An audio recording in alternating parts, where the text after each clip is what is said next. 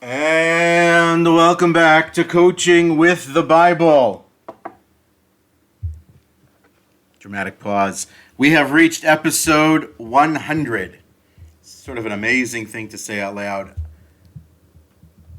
Before we get into the specific episode of this week and our topic for this week and the portion of this week, it's the moment of sort of appreciation and gratitude for getting here to 100. And first and foremost, to thank God for the opportunity to study each and every day and each and every week, the opportunity to consider different kinds of ideas and somehow figure out how they come together, and to be able to present them to you each week.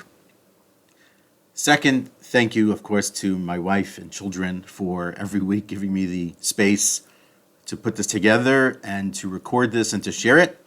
I admittedly don't do this at the best time of the week, and some people have told me that it's hard for them to listen on Fridays when I share those out. That is something I have been working on for 2 years. But it's also more so a factor for my family because I'm in the house, but I'm not actually available for these hour plus, sometimes 2 hours plus, when I'm sort of finishing out the preparation and the actual recording of the podcast each week. So thank you to all of them. It's with you and for you and an appreciation of you that I do this, and I love you all.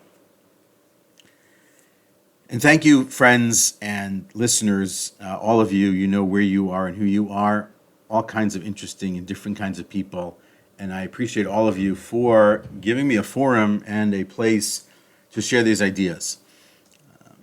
Initially, as a concept, what I was trying to simply do was to blend and create some sort of a synthesis for myself and challenge myself each week on coaching principles and ideas about life and business and leadership and biblical principles, and sort of seeing where those synergies, where those things crossed and where they differed, and how to become better as a person, as a human being, each and every week with a different kind of concept and idea. And I thank you for listening and for chiming in and for sharing your encouragement and your ideas and your questions and your thoughts and your commentaries and your subjects and everything that you brought, that you continue to bring to this each and every week. I appreciate every single one of you, and I thank every single one of you for being with me each week. That said, this week's portion is Va'et Hanan, the second in the book of Deuteronomy, the book of Devarim, the last book, the 5 books of Moses, on our second turn through. It happens that this week, and I mentioned this last year, this week's portion is quite meaningful. Excuse me, to my family and to me personally. It was on this portion 34 years ago here in Israel that I read the Torah standing at a place called the Small Kotel, the Small Western Wall, in Hebrew called the Kotel Katan, and celebrated my bar mitzvah with my family. That was 34 years ago. 22 years ago, it was the weekend before my wedding, so that was then as well. And 8 years ago, it was the portion read the week that my family and I made Aliyah, that we moved to Israel, which would be today. Today, 8 years ago, is the anniversary, what's called an Aliyah anniversary, the anniversary of our move to Israel. All happened in the space of this week's Torah portion over the course of many, many years. And so it has a lot of deep meaning, and of course also it happens to be also today on the Hebrew date, the 15th day of the month of Av, is also the anniversary of the passing of my grandmother. So there's a lot that's tied in to this week's portion. And on the occasion of 100 episodes, so let's talk about an important topic. Our topic this week is on representing. I had a more formal title, which was on ambassadorship, but ambassadorship is just a difficult word to say out loud.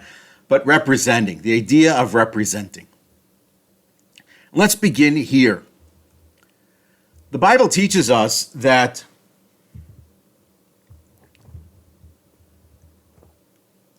we have this role to play in the world, that the people of Israel have a certain role to play in the world. They have a mission, something to bring to the world. And it is therefore that they are to be concerned about how other people think of them. Effectively, what you call reputation. We live to some degree in our world in a reputation economy. I know we call it an attention economy, but it's very much rooted in reputation. There are businesses and firms and websites that will help you curate a reputation, that will help you build a certain social capital based on a certain type of reputation. And the reputation is effectively what everyone else sees. It's the external. And the truth is, it shouldn't matter in the least what your reputation is, or how other people perceive you. I mean, who cares? Why should anyone care what other people think of them? And we're often taught and told you shouldn't care what other people think of you. Don't do things based on what other people think of you. Don't act based on what other people think of you. Makes sense. Make your decisions informed decisions based on what's in your best interest, what's best for you, right? For the most part, that's how we think. And not worry about how other people think of us. And we know that we do. I know that I care, admittedly. I care about reputation. It's important to me. The question is why? Like, why does that matter at all? And should that matter at all? And so as I thought about it more, I realized that it's not so much that reputation matters to me. It's more that what reputation represents. That's the key point here. That in reality is that reputation on some level is the external or the public face of what I believe and hope to be my personal character, who I am as a person. To sort of put it into the quote, a very famous quote from Abraham Lincoln, character is like a tree, reputation like a shadow. The shadow is what we think of it. The tree is the real thing. That is to say that what's going on in the public domain is the reputation, but the roots are the character. And so when I think now more about the idea of being concerned about reputation, I look at it more in the sense, does it actually reflect and represent my character, who I actually am? And as a famous quote from Coach Wooden, John Wooden, said many years ago, be more concerned with your character than your reputation, because your character is what you really are, while your reputation is merely what others think you are. So the character is the root. It's the foundation. It's the base of who we are as people. And then how it perceives itself, we hope, in the public, is simply the reputation. The reality, though, is certainly true, is that there are many people out there who have a public reputation that is positive, but when you peel away the layers of the onion, you get to a pretty smelly character at the bottom of that. Not worth much at all. And so what happens is that we have this facade. Reputation is the facade, the social veneer of what we actually are and the character of who we are at our core, what we've built over time. Character is what we build. Famous quote from Napoleon Hill, the writer of Think and Be Rich, something to that nature, right? Famous author. I should know it better. Attend well to your character, and your reputation will look out for itself. And so reputation is almost like a lagging indicator of the work that's already been done on the inside. And so I thought about this in the context of the Bible, because in this week's portion, here's the Bible connection. The Bible teaches us in the 4th chapter of the book of Deuteronomy, the book of Devarim, that Moses is standing there lecturing, talking, speaking to the people, teaching the people. And in a very open moment, the opening sections of this week's portion are very personal and very deep, and as raw as I think Moses gets with the people when he talks about the idea that he prayed and he prayed and he prayed to God to be forgiven and to be given the opportunity to enter into the land, which seems to be his only wish and desire, and he's denied. But in that space, Moses is speaking to the people about them being careful and responsible and adhering to the letter of the law, the teaching of the law and the rules and the commandments and the faith and the belief system and the civil and covenantal society that we talked about before to their children.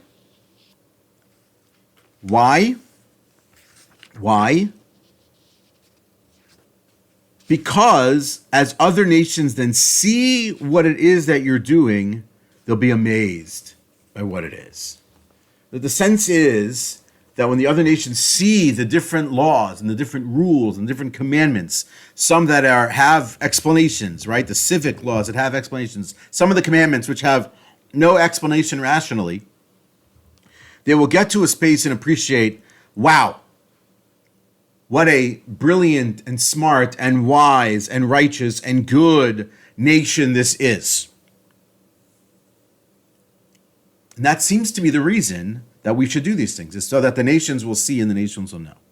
And it seems to be that in other places in the Bible, that's true also.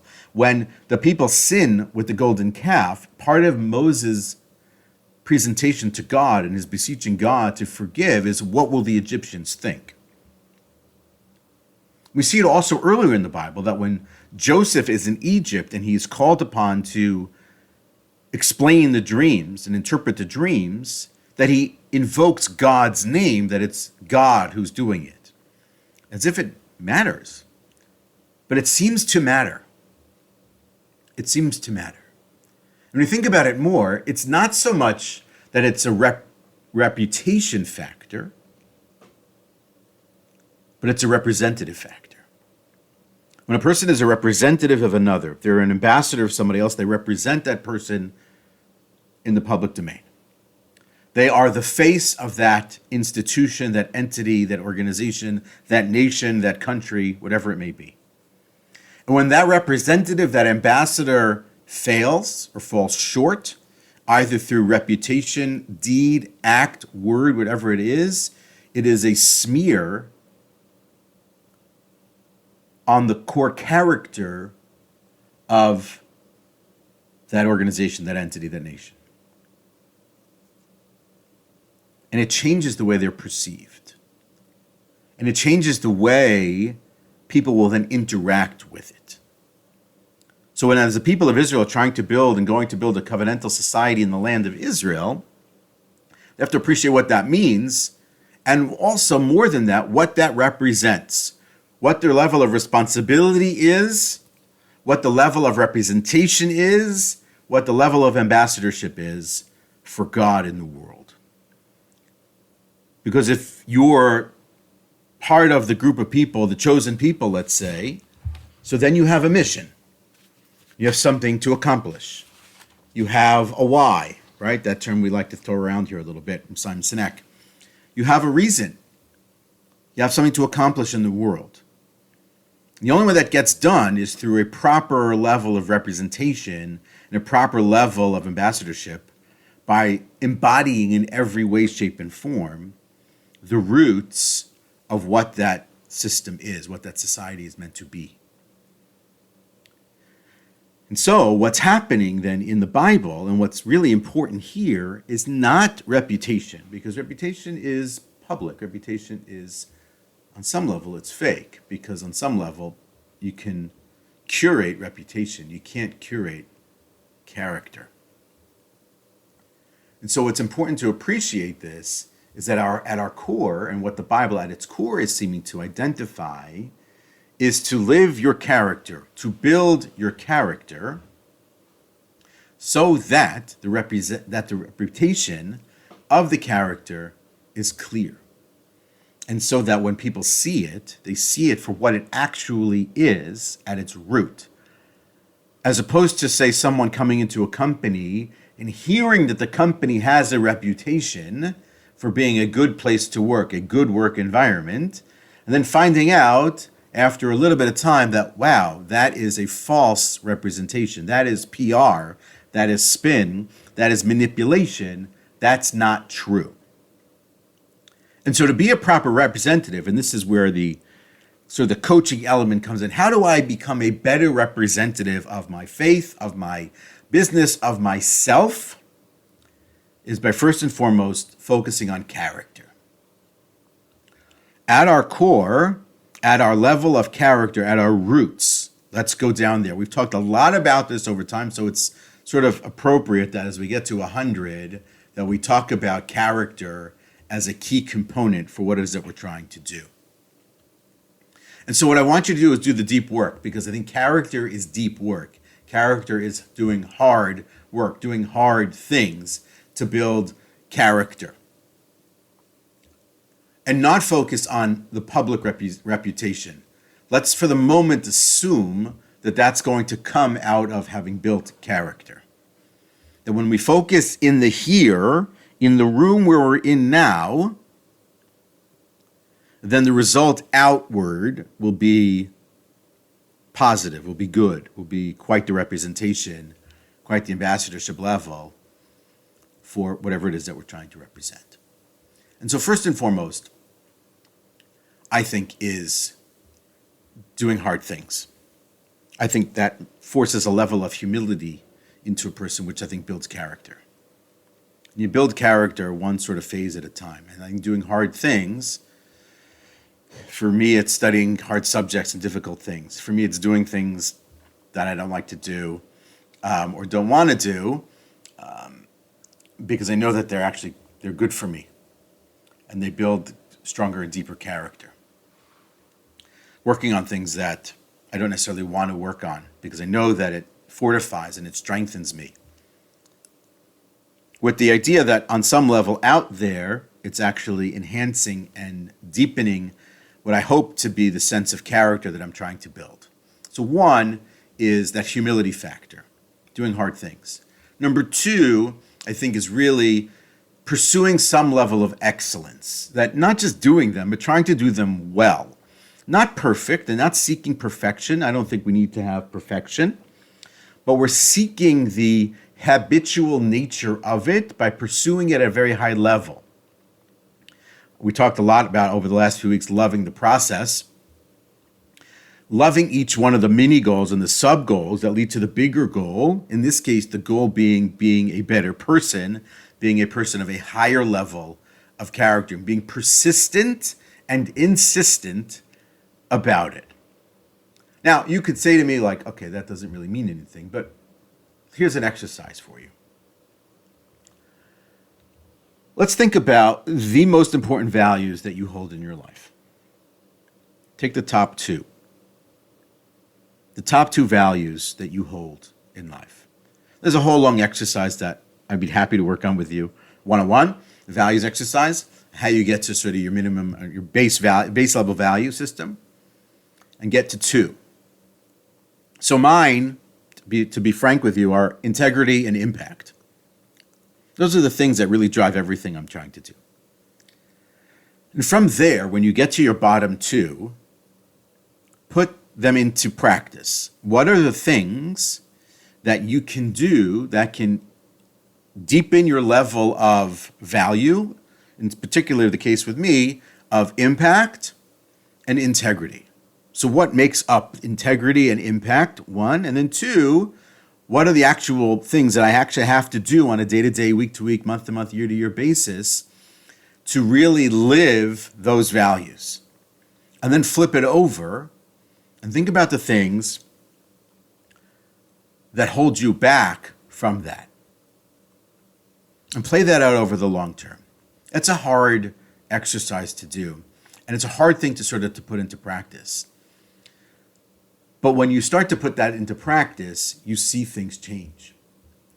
And you see the sense that actually character, as easy as it is to destroy character in an instant, in a flash, with one action, with one word, it is actually possible to rebuild. It's going to be rebuilt differently. It's going to have different, to some degree, different roots and different core. It's very much doable to rebuild. And so think about the values and how you add value and how you provide for other people and how you show up. Because when you're trying to do with character at the core of being a good representative, is that it becomes almost natural. The sense that when someone sees you, oh, that person is quite the representative of that. That person works there. He is the VP at that company. He is a member of that family. Stuff like that. Or to put it more directly, as someone by the name of Mordechai Shmuel, the son of Moshe Dov and Leah, said this week, also known as Coach Bruce Pearl, who was in Israel this week with the Auburn Tigers, his basketball team, and he spoke after one of his games to a group of Jewish religious teenagers at one of the basketball games. He talked about representation. He said, "Do you remember that you represent the name on the jersey on the front, and you represent the name on the jersey on the back? The name on the front is the name of the team that you play for. The name on the back is the family that you belong to, and you also represent," in this case, he was talking about God. And how you represent is how you show up and how you act and how you behave and the things you do and also the things you don't do and how you operate with your friends and how you treat people and how you handle yourself in public and how you handle yourself, perhaps more importantly, with respect to character. He didn't say this part, but this is also true. How you handle yourself in private. Because character is built both in the public domain, when operating and working and being involved in treating others, and it's also very much built in the private domain, in the sphere of activity and action that is done, quote unquote, in the middle of the night in the dark when no one sees it. And so what we're talking about here in the Bible at this point, in Moses' speech to the people, is talking about being representative to the other nations. That in the land of Egypt, when it was with the Egyptians, it was one thing. When it was Joseph with Pharaoh, it was a related idea. And here in the Bible, and you'll see it again play out more and more and more, that's to be the representative of God in the world and to represent this covenantal society and to represent really anything is at its core about how you operate and how you interact and how you build strong, strong character. That is Coaching with the Bible for this week. Beginning next week, the second 100. Have a great weekend.